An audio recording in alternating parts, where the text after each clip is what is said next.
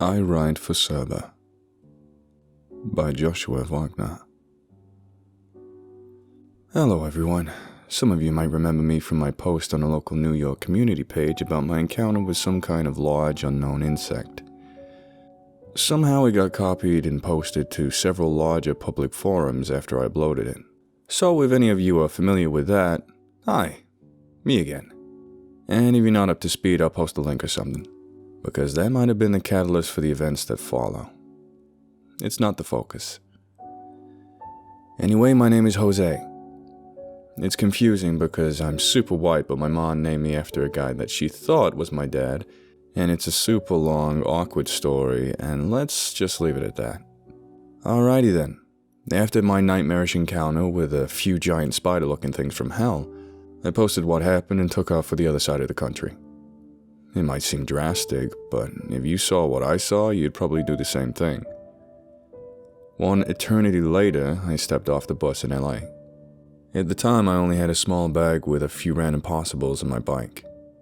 I should also mention that in New York, I made a living as a bike courier, which is why I chose to relocate to LA. At the time, I figured that it would be easy to find work as a bike courier since the population was so large and dense. Well, I quickly found out that wasn't exactly the case. While there was a demand, it wasn't as large as the one in New York, and I was having a really hard time finding work. After a few days, I had burned through what little savings I had and was getting desperate enough to start looking for more conventional jobs. That was until I was riding around aimlessly one late afternoon, trying to find anyone who could help get me an in with a decent courier service. It all started when I almost got splattered by a big-ass black SUV, taking a hard right the same time I did. What the hell is wrong with you? I yelled, kicking a huge dent in the passenger door.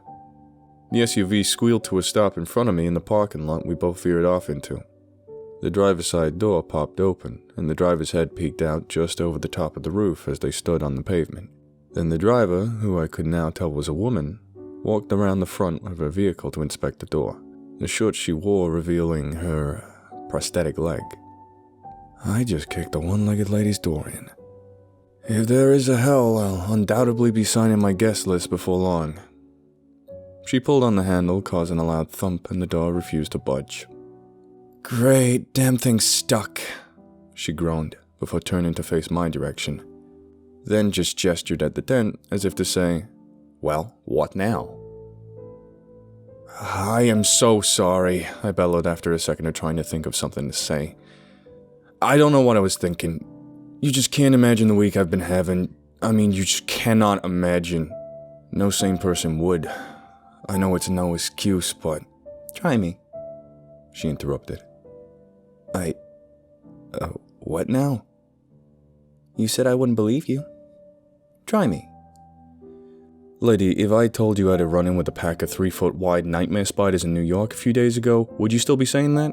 I mocked. Dude, I saw 5 weirder things than that on the last 4 rides I gave over the past 3 hours. You're gonna have to do better than that. The lady laughed. Wait, you actually believe me? Why? Because my job revolves around weird stuff like that. I drive paranormal beings around for money for a company that works a lot like Uber. Oh, okay. So you're fucking with me. Anyway, I can't pay for the dent right now. I've been struggling to find where... I started to explain, but noticed the woman was now behind me and curiously inspected my bike, which I had left laying on the ground. Hey, where are the brakes on this thing? She asked, picking it up and prodding at it. I don't have any. It's an old track frame, made for racing, so no brakes, I clumsily explained. Then how do you stop? Here, I said, taking the bike from her. You know how your average bike, if you stop pedaling, it keeps spinning? I asked her. Well, look, I said as I spun the cranks, causing the rear wheel to rotate. Then I stopped the crank, which stopped the rear wheel, and began to turn it in the opposite direction, causing the wheel to turn the wrong way with it. Whoa, that's crazy! You can really stop that way? Well, kind of, I said, hopping on the saddle and pedaling for a few seconds before locking up the cranks, causing the bike to slide to a stop. You can drift on your bike? She yelled, startling me a little.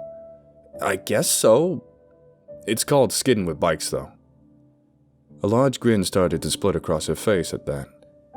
So, you were saying something about work? Oh yeah, I'm a bike courier.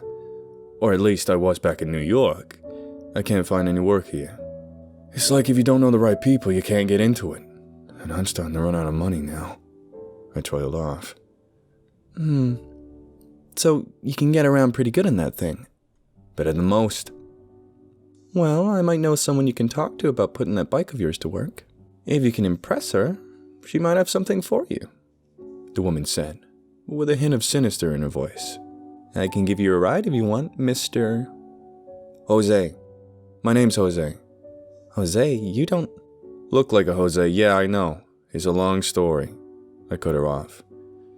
And I'll just meet you there. What's the address? I asked, pulling out my phone and unlocking it. Come on, man, just let me drive you. There's enough room in there for your bike, and I don't feel like waiting on you forever. Address, please, I requested once again. She gave it to me, and I entered it into the maps. Okay, got it. I added after a few seconds of plotting the route. Please, I really don't want to sit around and... I'll give you a 100-second head start to make it fair, I interrupted. You want me to impress this person? This is how. If this was a drag race, you have me beating a go-kart. But this is even in rush hour. You got no chance in hell, sweetheart. Sweetheart? Oh, it's fucking on! She growled, walking around back to the driver's side door. 1, 2, 3, 4. I counted out loud as she got in and started the SUV. 98, 99, 100. I counted quietly to myself as I picked up my bike off the floor. I caught up to her about 3 minutes later at a light, thumping a window and waving as I passed. 10 minutes after I arrived, she pulled into the parking lot of the destination, where I had been sitting on top of my blue bike, waiting for her. Once I knew she could see me, I checked the imaginary watch on my wrist to really rub it in. Okay, I stand corrected, she said as she got out of the vehicle. Let's go see Adeline. How did you find your way here like that just by checking the map once? The woman who introduced herself as Cherise asked. No GPS or anything, and you're still new here. People on bicycles looking at GPS screens are Big Truck's favorite food. I have several friends who have ghost bikes for that exact reason. What's that? A bicycle that's been painted solid white and chained up as a memorial at the place where someone died on a bike. Oh my god, I've seen those before. I just never knew what they were. Wow, that's so sad, she said. Oh, by the way, that SUV you kicked the shit out of? That wasn't mine. It was a company car that I used to drive Adeline around because of all the extra space. So you've already started off by having kicked the boss's car, she said with a smirk. Oh, great. This is already a total disaster and I haven't even met her yet. Oh, don't worry. Jim causes more trouble than just about anyone and she keeps him around, she reassured me. Who's that?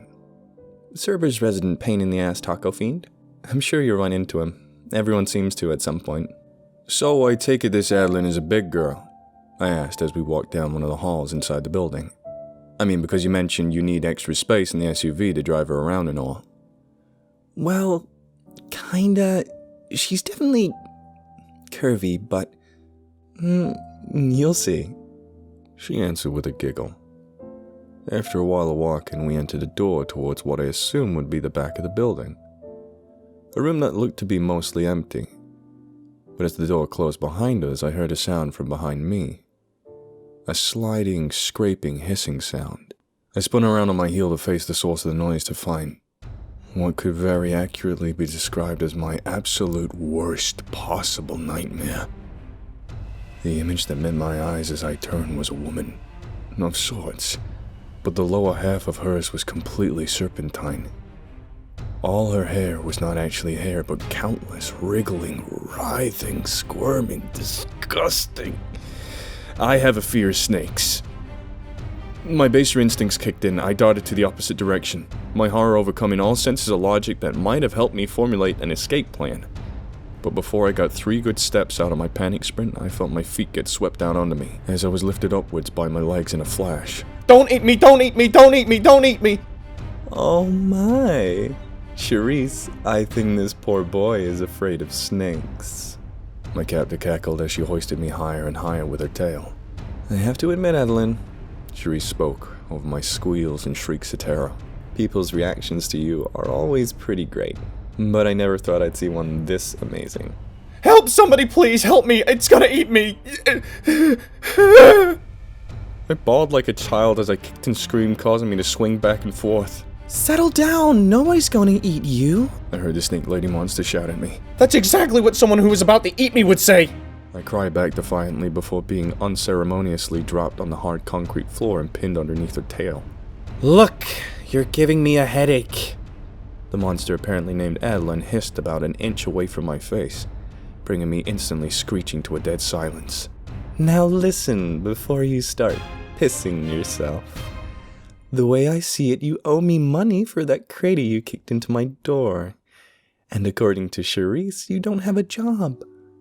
So, how are we going to fix this, mister? Jose, it's a long story.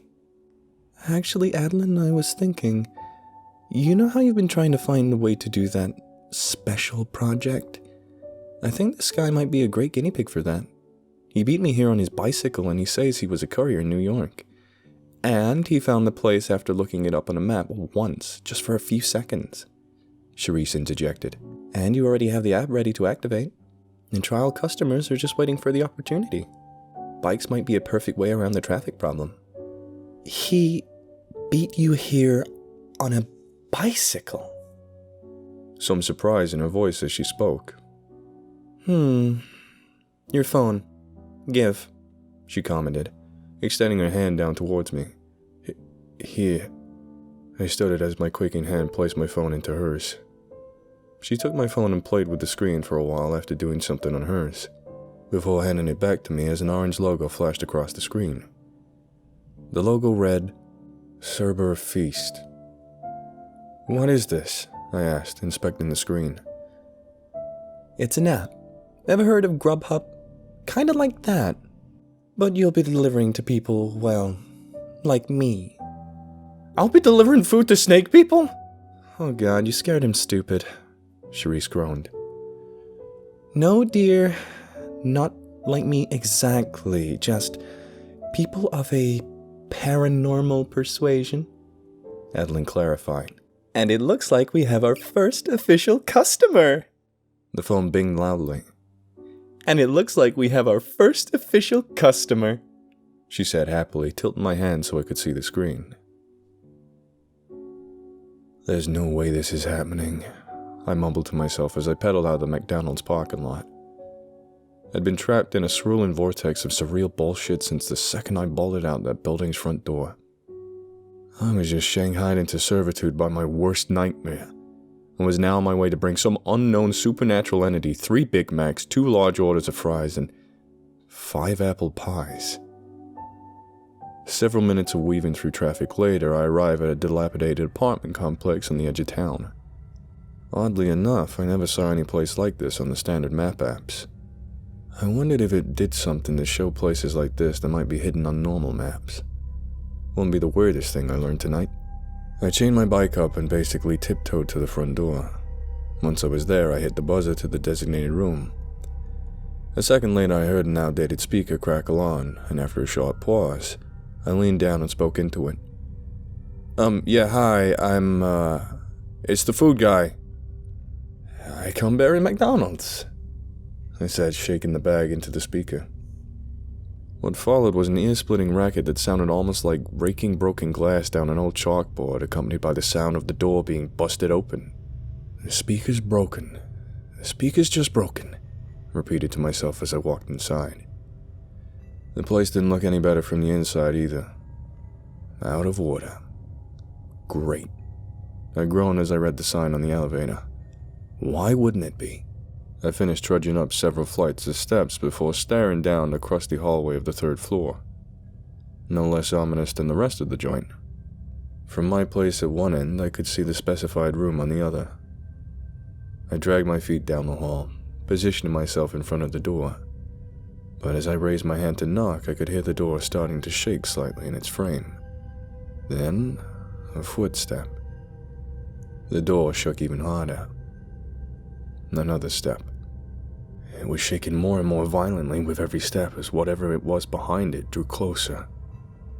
By the time I could see the occupant's shadow through the crack in the bottom, I was already sure the door was about to explode into a million pieces. Then, all at once, it stopped. Suddenly a sharp bang rapped the wooden door, causing me to flinch, reflexively clenching my eyes tight shut together. By the time I opened them again, I could tell the weight of the food that was in my hand was no longer there. I looked down to see the piece of rolled-up paper bag I was still grasping, the bag torn away underneath it in a flash. I slowly turned back in the direction I came, stepping gingerly at first, but the shiver that ran up my spine was enough to propel me into a full sprint down the hall, all the way to the front entrance. As my feet slid to a halt on the gravel out front, I spun around to look at the window of where the room would have been.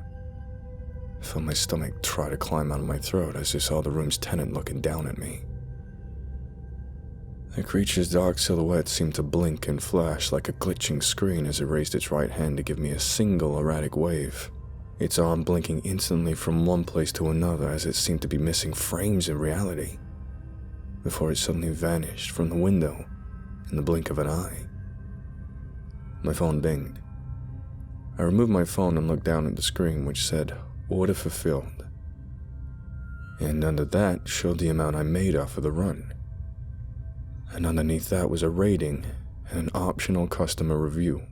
$586.45. Funny guy. Scares easy. Would recommend. My legs almost gave out when I read the amount. I couldn't make that in a week back in New York, and I just made that in one run. Yeah, I'm sure that some of it was going to Adlin for the dent, but Jesus Christ, that amount was insane. I wasn't gonna even bother questioning it. Maybe I just fell into something that made moving out here worthwhile. I still wasn't thrilled about delivering to monsters or working for a snake lady. But bills don't pay themselves, and I made almost $600 in less than 30 minutes. And just as the thought crossed my mind, my phone binged once more.